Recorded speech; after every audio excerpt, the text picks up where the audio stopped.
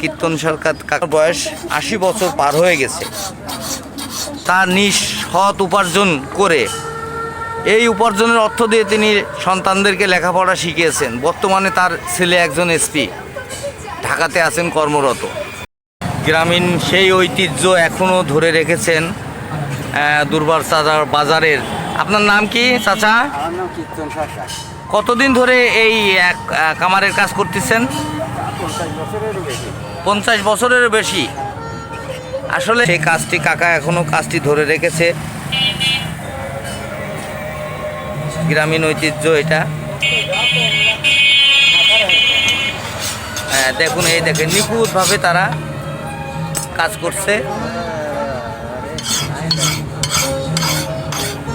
বর্তমান ডিজিটাল যুগে, প্রযুক্তির আধুনিক যুগে এই প্রথা বিলুপ্তির পথে, কিন্তু এই কাকা এখনও তিনি তার এই কার্যক্রমকে ধরে রেখেছেন।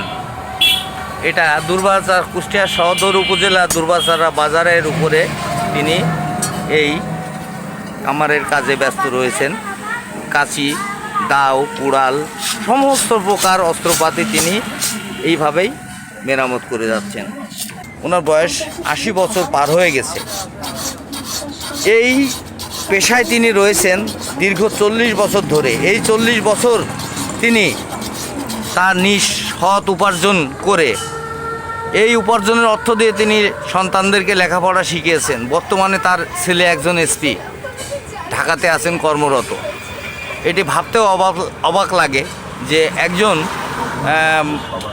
কামার মিস্ত্রি হয়ে তিনি তার এই কর্মকে ভালোবেসে যে 2 টাকা রোজগার করেন প্রতিদিন, সেই টাকা দিয়ে তার সন্তানকে লেখাপড়া শিখিয়েছেন, শিখে তার সন্তানকে মানুষ করেছেন। তবুও ইচ্ছে করলে তিনি কিন্তু এই কাজটি ছেড়ে দিতে পারেন, কিন্তু তার এই পেশাকে তিনি ধরে রেখেছেন।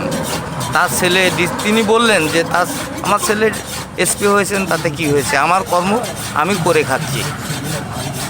প্রিয় দর্শক, ভিডিওটি ভালো লাগলে শেয়ার করবেন।